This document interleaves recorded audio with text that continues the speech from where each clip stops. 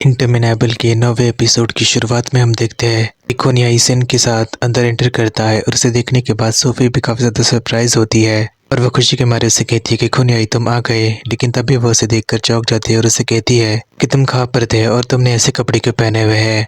और खोनिया के पिताजी भी उसे कहते हैं कि बेटा तुम घर क्यों नहीं आए कल रात को, तुम कहाँ पर थे इतनी देर। और उसके पिताजी की बात सुनने के बाद खोनियाई सोफी के भाई की तरफ देखता है जो उसे गुस्से से देख रहा था। लेकिन तभी वो अपने पिताजी से कहता है कि पिताजी मुझे एक जरूरी काम याद आ गया था। लेकिन तभी सोफी उसके ऊपर गुस्सा होकर उसे कहती है कि अगली बार तुम जब ऐसे गायब हो जाओ तो मैं बताया करो, हमें चिंता होती है तुम्हारी। और सोफी की बात सुनने के बाद खोनियाई भी उससे कहता है कि ठीक है मैं मेरा नौकर भेज दूंगा आप लोग को इन्फॉर्म करने के लिए अगली बार। लेकिन तभी उसके पिताजी उसके करीब आकर उससे कहते हैं कि मुझे खुशी है कि तुम सही सलामत वापस आ गए। लेकिन तभी खोनियाई की तरफ फिर से गुस्से से देखते हुए सोफी का भाई अपने नौकर की तरफ देखता है जो इस बात से बिल्कुल भी खुश नहीं था कि खोनियाई वापस आ गया था। आगे हम देखते हैं कि खून को सेन कहता है कि सोफी का भाई मुझे नहीं लगता अब रुकेगा। खोनियाई भी उससे कहता है कि मुझे तो लगता है कि उसे रुकना चाहिए अब। लेकिन तभी खोनियाई सेन से उस घायल आदमी के बारे में पूछता है और सेन उसे कहता है कि नहीं वो अब तक होश में नहीं आया है। खोनियाई को भी इस बात को लेकर चिंता होती है कि अगर उसे होश नहीं आया तो हमें पता चलेगा आखिर गद्दारी किसने की थी। और खोनियाई आगे सेन से कहता है कि हमें लोगों को इसके बारे में जानकारी देनी चाहिए। आगे हम देखते हैं कि केवटा के डांस क्लास में सभी प्रैक्टिस कर रहे थे डांस की। लेकिन तभी केवटा के दोस्त के करीब आकर उससे कहता है क्या तुम मुझे तलवारबाजी सिखा सकते हो। लेकिन तभी उसका दोस्त ताना मारते कहता है कि मैंने पहले ही तुम्हें ऑफर किया था कि तुम मेरे साथ तलवारबाजी की प्रैक्टिस करो, लेकिन आज क्या हुआ। लेकिन केवटा कहता है कि तुम मुझे सिखाने वाले हो या नहीं। उसका फ्रेंड भी उसके साथ तलवारबाजी की प्रैक्टिस करने लगता है और उन दोनों को शॉर्ट फाइटिंग की प्रैक्टिस करते हुए देखकर उसके गुरुजी भी चौंक जाते हैं।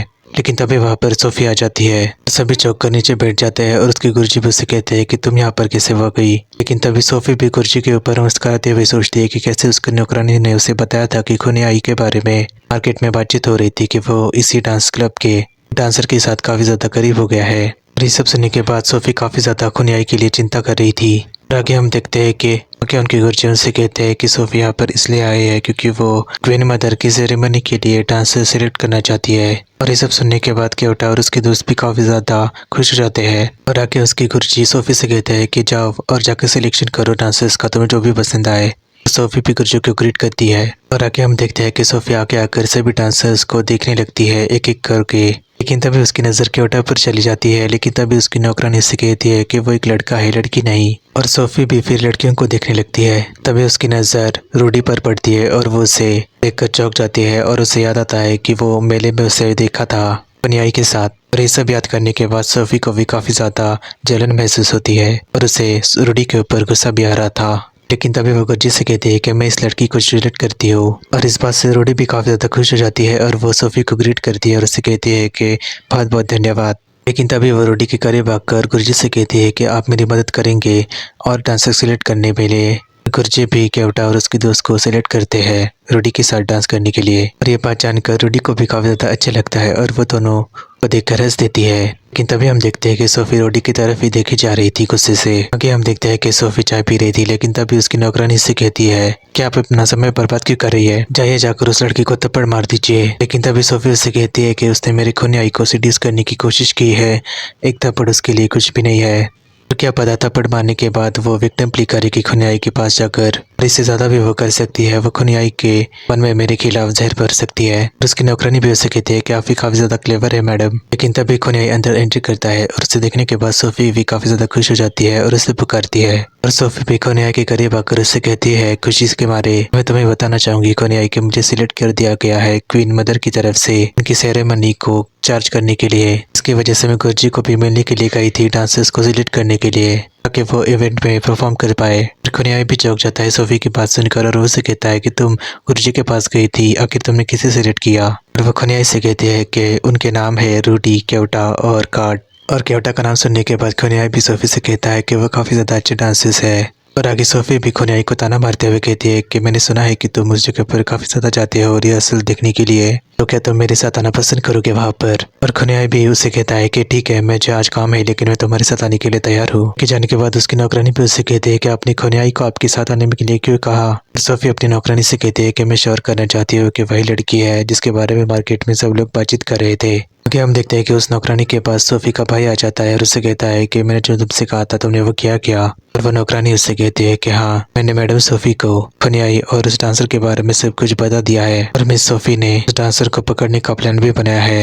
ये सुनने के बाद सोफी का भाई भी एक्साइटेड हो जाता है और नौकरानी से कहता है कि तुमने अपना काम अच्छे से किया है, मुझे इन्फॉर्मेशन देते रहना। और आगे हम देखते हैं कि सोफी का भाई का नौकर भी उनसे कहता है कि आपने ऐसा क्यों किया, और सोफी का भाई उससे कहता है कि उसे हमारे प्लान के बारे में सब कुछ पता है, इसलिए हमें ब्लैक प्लान तो रखना ही पड़ेगा। आगे हम देखते हैं कि सोफी खुनियाई के साथ उनके डांस क्लब में आ गई थी और वो केवटा, रूडी और थान का डांस देख रही थी। लेकिन तभी केवटा का डांस देखने के बाद रूडी को भी अच्छा लगता है और वो उससे कॉम्प्लीमेंट करती है अंकल को कि केवटा काफी ज्यादा अच्छे से डांस कर रहा है। और उसकी बात सुनने के बाद गुरुजी भी उससे कहते हैं कि हाँ, केवटा मेरा बहुत ही अच्छा स्टूडेंट है। लेकिन तभी वहाँ पर खुनियाई आ जाता है और गुरुजी भी उसे आकर चौंक जाते हैं और उसे कहते हैं कि तुम यहाँ पर क्या कर रहे हो खुनियाई, और सभी लोग उसे ग्रीट करते हैं। और सोफी भी गुरुजी से कहती है कि मैंने ही खुनियाई को अपने साथ आने के लिए कहा था। लेकिन तभी खुनियाई बैठते हुए अपने गुरुजी से कहता है कि सोफी चाहती थी कि मैं डांस को परफॉर्म करते हुए देखूं ताकि उनके डांस में कोई कमी ना आए। लेकिन तभी वो केवटा की तरफ देखते हुए कहता है, मैं देख ही सकता हूँ कि आपकी डांसर्स काफी ज्यादा खूबसूरत दिख रहे हैं। लेकिन तभी वो गुरुजी से भी कहता है कि मेरे कहने का मतलब यह है कि वो लोग अच्छा कर रहे हैं, और वह बार बार केवटा को देखता रहता है। आगे हम देखते हैं कि सोफी भी खुनियाई को देखे जा रही थी कि वो किसकी तरफ देख रहा है, लेकिन सोफी की नजर रूडी पर ही थी। लेकिन तभी वो रूडी की स्माइल देखकर अपनी नौकरानी से कहती है कि मैं श्योर हूँ कि यही लड़की है, और वो रूडी की तरफ काफी ज्यादा गुस्से से देखने लगती है और उस नौकरानी से भी कहती है मैंने सही लड़की चुनी है। उसकी नौकरानी भी उससे कहती है कि हाँ मैडम।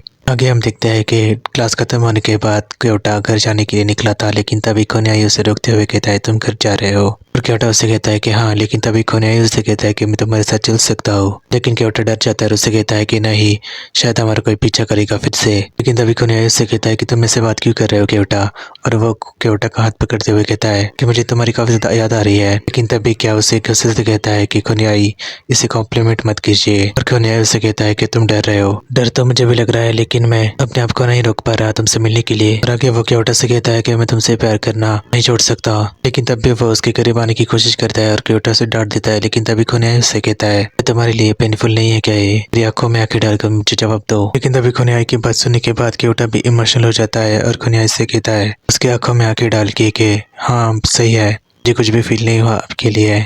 लेकिन खुनियाई भी उससे कहता है कि तुम झूठ बोल रहे हो। लेकिन तभी केवटा उससे कहता है कि अगर आपको मुझ पर विश्वास नहीं है तो इसमें मैं कुछ भी नहीं कर सकता, और केवटा वहां से जाने लगता है। लेकिन तभी खुनियाई उसे गले लगाकर उसे जाने नहीं देता। खुनियाई उसे कहता रहता है कि हमारे प्यार के लिए हम दोनों को ही फाइट करना पड़ेगा एक साथ। और आगे हम देखते हैं कि कहानी फिर से प्रेजेंट में आ जाती है, जहाँ पर केवटा की माँ अंदर एंटर करती है उसके रूम में। लेकिन वो देखकर चौंक जाती है कि केवटा वहाँ पर नहीं था। लेकिन तभी वहाँ पर रूडी आ जाती है और केवटा की माँ से कहती है कि मुझे क्या कोई पर भी नहीं मिल रहा, और रूडी भी केवटा को देखने लगती है। आगे हम देखते हैं कि वो व्हाइट हाउस में बेहोश होकर पड़ा हुआ था और उसे आकर सब बेहोशी में लाने की कोशिश करते हैं। और रूडी भी अपने भाई से ही कहती है कि केवटा ने काफी ज्यादा पूजा कर ली, इसकी वजह से वो बेहोश हो गया। उसकी माँ भी उसके लिए काफी ज्यादा चिंता कर रही थी। लेकिन तभी हम देखते हैं कि कहानी फिर से पास्ट में आ जाती है, जहाँ पर वो सभी फिर से डांस की प्रैक्टिस कर रहे थे रूडी और खुनियाई के सामने। लेकिन तभी हम देखते हैं कि सीन रूडी को ही देखे जा रहा था और वो खुनियाई से कहता है कि कितनी खूबसूरत है। लेकिन तभी खुनियाई भी सीन को ताना मारने लगता है। लेकिन तभी सोफी भी ये बात नोटिस करती है और खुनियाई भी रूडी को और क्या को देखते हुए सिन को ताना मारे जा रहा था। सिन भी उसके बारे में बातचीत कर रहा था। लेकिन तभी सोफी की नौकरानी उससे कहती है कि देखा, खुनियाई की नजरें उस लड़की रूडी से हटी नहीं रही है। और उसकी बात सुनने के बाद सोफी भी रूडी को गुस्से से देखने लगती है। और लोगों का डांस खत्म होने के बाद उनके गुरुजी उनसे कहते हैं कि सोफी तो मैं कैसे लगा डांस इनका, और सोफी सबसे कहते हैं कि मैंने इतने अच्छे डांसर्स कहीं पर भी नहीं देखे हैं, आपके डांसर्स वाकई में काफी कमाल के हैं गुरुजी, मैंने एक अच्छा डिसीजन लिया है आपकी हेल्प करने के लिए। लेकिन तभी गुरुजी भी उसे ताना मारते हुए कहते हैं कि तुम मेरा मन रखने के लिए सब बोल रही हो। लेकिन तभी वो गुरुजी से कहते हैं कि खुनियाई से भी पूछ लो फिर। और खुनियाई भी गुरुजी से कहता है कि सोफी की बात से मैं एग्री करता हूँ, आपके डांसर्स काफी ज्यादा ग्रेसफुली डांस कर रहे हैं और काफी ज्यादा खूबसूरत भी है। और वो फिर से केवटा को देखने लगता है और ये बात केवटा को बिल्कुल भी अच्छी नहीं लगती। लेकिन तभी खुनियाई गुरुजी से कहता है कि ये डांसर्स प्रैक्टिस करके काफी ज्यादा थक गए होंगे, इन्हें ब्रेक की जरूरत है। और खुनियाई की बातों से गुरुजी भी एग्री करते हैं और सबको छुट्टी दे देते हैं और सभी लोग गुरुजी को ग्रेट करते हैं। लेकिन तभी सोफी उनसे कहती है कि मैंने सबके लिए खाना बनवाया है, और उसकी नौकरानी भी उसका बनाया हुआ खाना सबको दे देती है। लेकिन तभी सोफी फिर से खुनियाई की तरफ देखने लगती है जो केवटा की तरफ ही देखे जा रहा था। आगे हम देखते हैं कि नौकरानी सबसे बातचीत कर रही थी और उनसे कह रही थी कि सोफी का खाना तुम्हें कैसा लगा। लेकिन तभी वो सब यही कह रहे थे खाना काफी ज्यादा फीका है। हमें स्पाइसी खाना पसंद है और अमीर लोग तो स्पाइसी नहीं खाते लगता है। लेकिन तभी रोडी क्या के और कान के बारे में पूछने लगती है कि उन्होंने खाना खाया नहीं। लेकिन तभी सोफी की नौकरानी रोडी से कहती है कि रेडी सोफी तुमसे बातचीत करना चाहती है।